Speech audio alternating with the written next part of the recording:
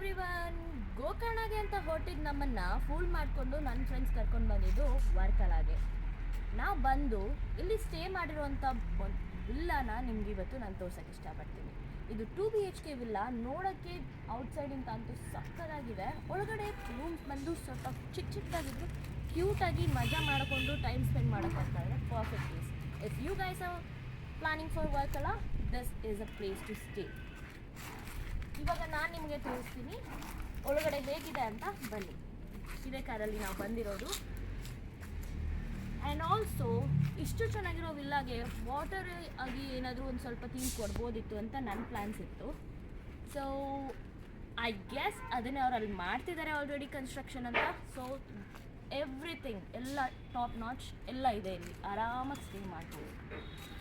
So this is the villa where I staying now. 2 ಡೇಸ್ಗೆ it's a budget friendly ಅಂತಲೂ ಹೇಳ್ಬೋದು. It's a pet friendly ಕೂಡ. So please visit.